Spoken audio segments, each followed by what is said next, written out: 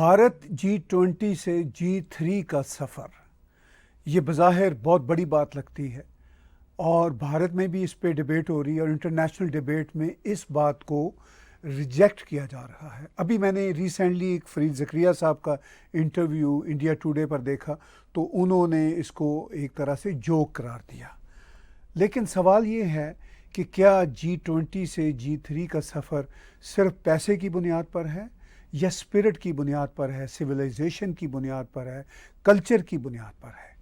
Personally میں یہ سمجھتا ہوں کہ دنیا کا جو نمبر ون G1 جو کانسیپٹ ہے وہ ویسٹرن ورلڈ کے پاس ہے، امریکہ اور یورپین یونین۔ یہ دونوں مل کے بھلے سے دنیا کی 50% GDP کا حصہ بنائیں، اس سے فرق پڑتا بھی ہے اور نہیں بھی پڑتا، مگر یہ ایک ہی سویلائزیشن ہے، ایک ہی طرح کے لوگ ہیں اور بلا شبہ انہوں نے بہت ترقی کی ڈیورنگ دا پاسٹ 200-300 ایئرس اور ہم ان کی ترقی کو سیلیوٹ کرتے ہیں۔ لیکن یہ دونوں بڑے کانٹیننٹ، امریکہ جس میں کینیڈا بھی شامل ہے اور یورپ جس میں بہت سارے یورپین ملک شامل ہیں، اور ایون آسٹریلیا جو دنیا کا ساؤتھ پول ہے وہ بھی اصل میں ویسٹرن ورلڈ کے ساتھ ہے، یہ سب مل کے ایک بہت بڑا دنیا کا آدھے سے زیادہ GDP کا حصہ بناتے ہیں، مگر یہ ایک ہی کنسیڈر ہوتے ہیں اپنے سویلائزیشن کے اعتبار سے، اپنی جو ہے اسٹرگل کے اعتبار سے، اور ہم ان کو سیلیوٹ کرتے ہیں۔ دوسرے نمبر پہ اس میں کوئی شک والی بات نہیں کہ چائنا ایمرج ہوا اور اس نے بہت ترقی کی، اور بھلے سے اس کا ویسٹرن ورلڈ کے ساتھ جو بھی اختلاف ہو، بھارت کے ساتھ بھی اس کے ایشوز رہتے ہیں، مگر کوئی اس بات سے انکار نہیں کر سکتا کہ چائنا نے جس طرح اپنا انفراسٹرکچر ڈیولپ کیا، ایک بہت ہی کمپلیکس سوسائٹی، انڈیا کے مقابلے کی پاپولیشن ہے 1.4 بلین لوگوں کی سوسائٹی میں انہوں نے بھلے سے اپنی جمہوریت کو پروان نہیں چڑھنے دیا، مگر انہوں نے اپنے سسٹم میں دنیا کی دوسری بڑی اکانومی بننے کی طاقت دکھائی، اور وہ اس کو ویسٹرن ورلڈ اپنے سے جدا کرے، اس کے ساتھ جو بھی مسئلے ہوں، ان کی اس وقت جو گروتھ ریٹ ہے وہ بھی نیچے ہے، مگر وہ بہرحال دنیا کا دوسرا بڑا دیش اور دوسری بڑی سویلائزیشن ہے۔ بھلے سے وہ امریکہ یورپ کے مقابلے میں شاید ان کا 1/5 ہی بنتا ہو یا شاید اس سے بھی کم بنتا ہو، مگر انہوں نے تنے تنہا اپنا کام کر کے دکھایا اور G3 میں ہیں وہ بھی۔ اور G3 کا جو تیسرا بڑا حصہ ہے وہ بھارت کا ہے۔ بھارت کی سویلائزیشن ایک انمول سویلائزیشن ہے، اور بھارت صرف اور صرف اپنے جو ہے 5th بڑی اکانومی بننے کی وجہ سے ہی G3 کے درجے پر نہیں، وہ بھی ایک بہت بڑی وجہ ہے۔ بھارت تو اب اکانومی کے لیول پہ 3rd بڑی اکانومی کے راستے پر بھی ہے، وہ بھی ایک بڑی وجہ ہے، مگر بھارت کے جو بہت بڑے بڑے کنٹریبیوشنز ہیں دنیا میں وہ بہت اہم ہیں۔ سب سے پہلے on top of every thing اب بھارت کی جو اسپیس ٹیکنالوجی ہے، جو سائنس اور ٹیکنالوجی میں بھارت کا اور پڑھائی لکھائی میں بھارت کا جو کنٹریبیوشن ہے وہ ایک انمول کنٹریبیوشن ہے۔ یعنی دنیا کے بہت سارے ممالک، یعنی اگر ہم جاپان کے مقابلے میں بھارت کو دیکھیں، اگر ہم بھارت کو امریکہ کے، یورپین یونین کے مقابلے میں دیکھیں، تو بھارت ابھی بھی لیس ڈیولپڈ ہے۔ چائنا کے مقابلے میں دیکھیں لیس ڈیولپڈ ہے، بہت سارے چیلنجز ہیں، مگر سائنس ٹیکنالوجی کی دنیا میں IT کی انڈسٹری ہو، سائنس اسپیس کی انڈسٹری ہو، ابھی ہم نے دیکھا چندریان 3 کی لینڈنگ، پھر یہ آدتیہ L1 کا جو سورج کے گرد منڈلانا، اور یہ جو ریسرچ کا معاملہ ہے، یہ دنیا کو یہ مجبور کر رہا ہے کہ بھارت کو وہ رسپیکٹ دیں، اور بھارت کو رسپیکٹ صرف اپنی سائنس ٹیکنالوجی کے میدان میں ہی نہیں مل رہی، جس طرح ڈیجیٹلائزیشن بھارت میں ہوئی ہے، جس طرح ہم نے بھارت میں ڈیجیٹل ٹرانزیکشن کا ایک ہوا ہے کہ آپ نے 10 روپے کی چائے بھی لینے ہو تو آپ ڈیجیٹل ٹرانزیکشن کرتے ہیں۔ کیش لیس ٹرانزیکشن میں بھارت اس وقت دنیا میں نمبر 1 ہے، ٹیکنالوجی میں بہت ہی آگے ہے۔ IT میں ہم امید کرتے ہیں کہ بھارت اتنا آگے اور جائے گا، اور خاص طور پر آرٹیفیشل انٹیلیجنس میں، AI میں بھارت بھی اب AI میں امریکہ اور چین کے بعد تیسرے نمبر پر کھڑا ہوگا، چونکہ اس وقت روس بھی ہے، اس وقت ویسٹرن ورلڈ بھی ہے.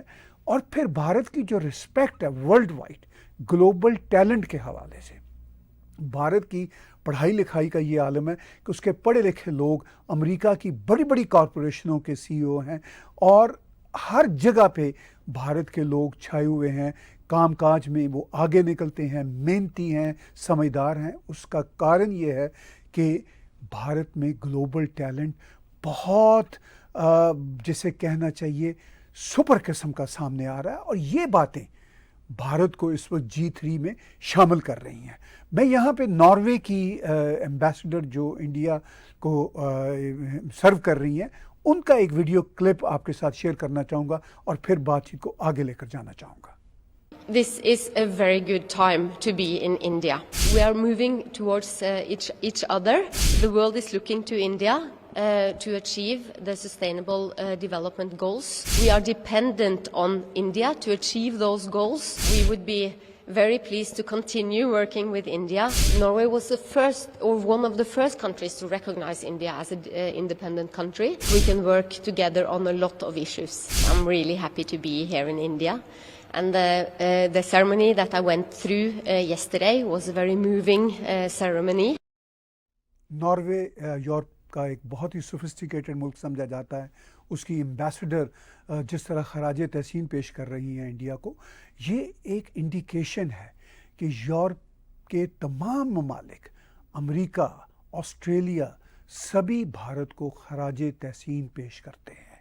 اور اب G20 میں بھارت کا جس طرح کا ایک لیول آ گیا ہے، اس لیول کے بعد بلا شبہ بھارت بھلے سے G8 G7 کا حصہ نہ ہو، مگر ایک جو ہم ایزیوم کر رہے ہیں G3 جو بھلے سے نہ دنیا میں بنے، مگر practically on ground reality Bharat G3 کا حصہ بن چکا ہے. بھارت اپنی ویکسینز، اپنی میڈیسن کی ڈیولپمنٹ، اپنی ڈیجیٹل جو ہے اس کی جو امپاورمنٹ ہے، جو سائنس اینڈ ٹیکنالوجی ہے، جو گلوبل ٹیلنٹ ہے، جو IT ہے، جو AI ہے، یہ سب باتیں بھارت کو گراؤنڈ ریالٹی میں G3 کا حصہ بنا رہی ہیں. اور بھلے سے بھارت ابھی G20 کا حصہ ہے، بھلے سے بھارت کو بہت سارے چیلنجز ہیں، مگر بھارت کی سویلائزیشن، بھارت کا کلچر خود بھارت کو دنیا میں 3 بڑی سویلائزیشن، 3 بڑے کلچرز میں شامل کر رہا ہے. ویسٹرن کلچر، چائنیز کلچر یعنی ایشین کلچر، اور پھر بھارت کا اپنا یونیک کلچر. اس کے ساتھ ساتھ ہم آگے چل کر یہ بھی دیکھتے ہیں کہ فردر جو یورپین ممالک ہیں وہ کیا بھارت کے بارے میں سوچتے ہیں. میں نے ابھی ناروے کی ایمبیسڈر ٹو انڈیا کا ایک چھوٹا سا ویڈیو کلپ آپ کے ساتھ شیئر کیا ANI کی کرٹسی کے ساتھ. اب میں چاہوں گا کہ میں ڈنمارک کے ایمبیسڈر کا ایک چھوٹا سا ویڈیو کلپ بھی ANI کی کرٹسی کے ساتھ آپ کے ساتھ شیئر کروں. I am very confident that India will be the leader of the global south. This summit will be the biggest, the greenest and most successful one ever in G20. India is an alternative to a better future. This is the biggest challenge ever for this world, but it's also the biggest chance for India to set the direction for the future global world order.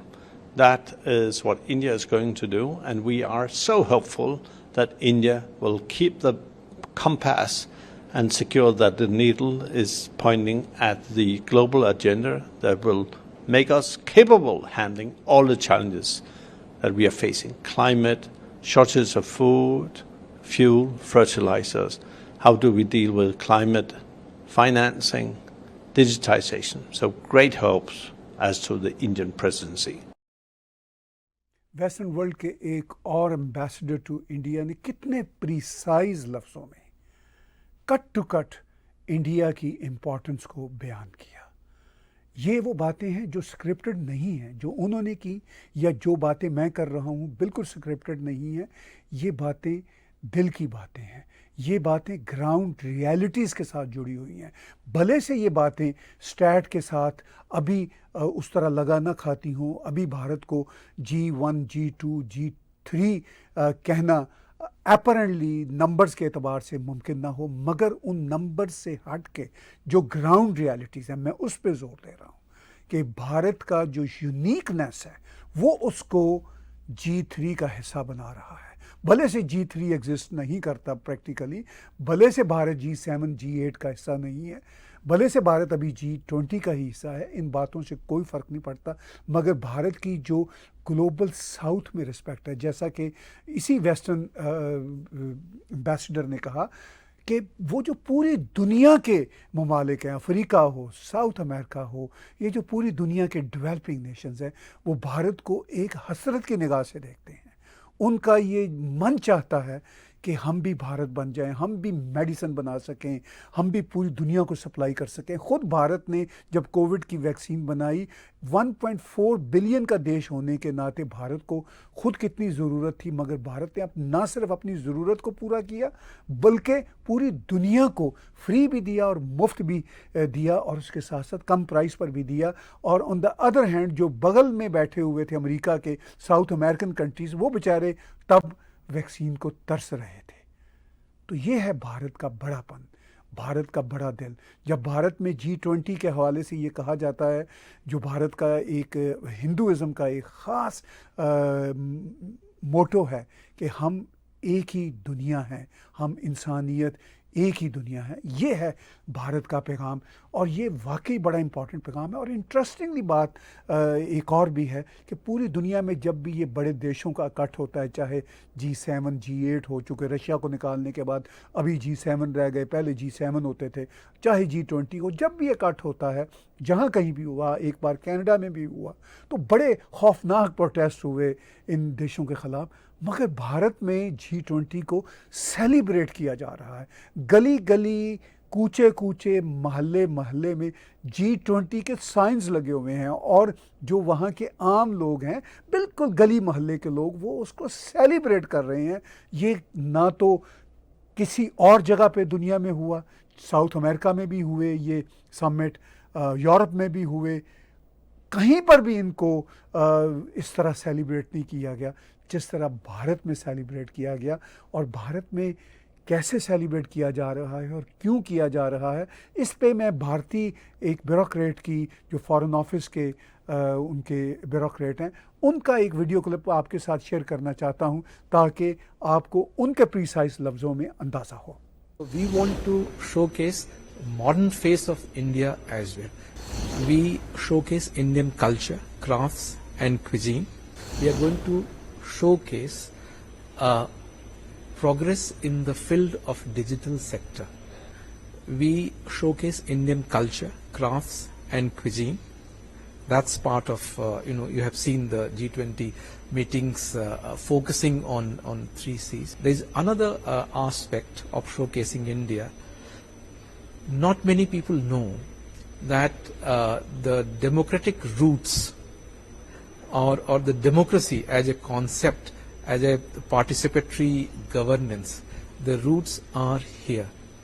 And thousands of years back, there were concept of Sabha and Samiti. So democracy has not come from outside. It has evolved over a period of time in Indian soil. So there is going to be an exhibition called Bharat, the mother of democracy, for the benefit of visiting leaders.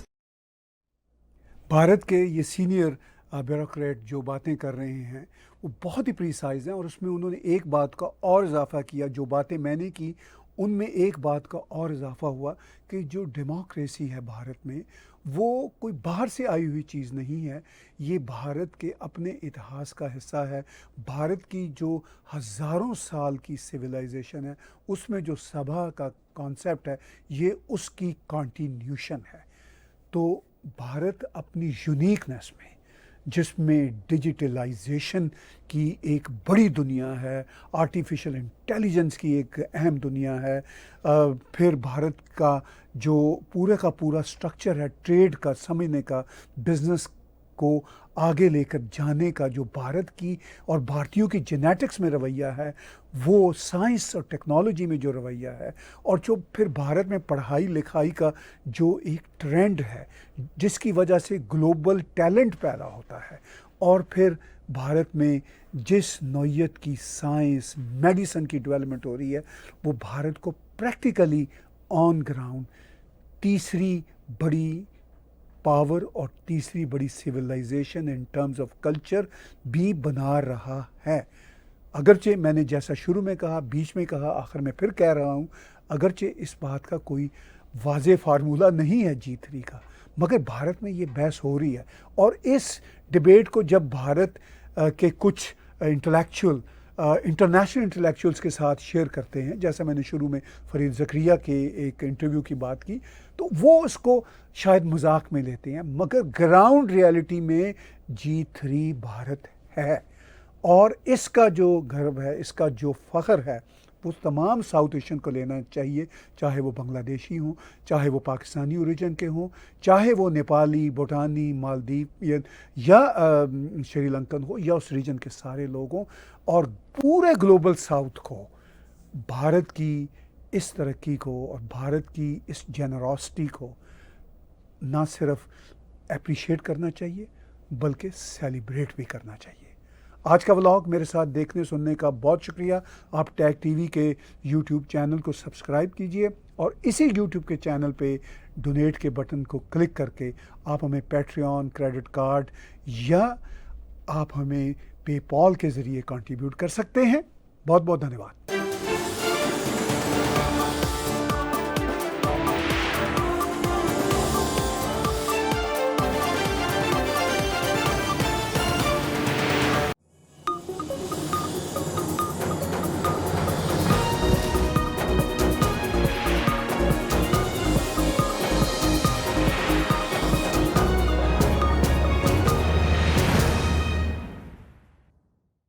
Subscribe Tag TV YouTube channel and press the notification button.